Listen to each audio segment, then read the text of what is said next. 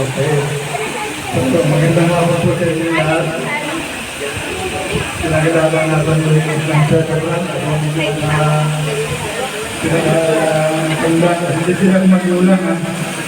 Hindi may mas magulang sa akin sa mga pastor. Okay. So, ganito lang. 20 is now 16 years old. When he was young, ang alam ko natatandaan ko na hindi ko ba driver niya rin ito bago ako tumayo.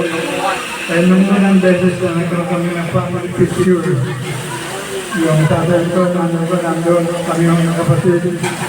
Ang lahat ng aking nagtataka, bakit wala si Freddy na sa plato?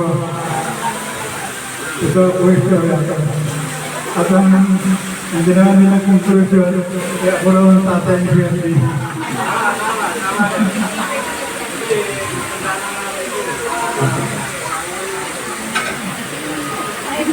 Okay. Ano ba?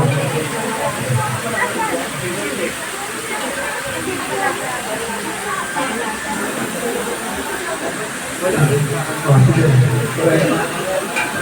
Kaya, maganda yung kuya namin. Ito nga, mga swerte ka. Ang galing na eh. Wala rin ang baston eh.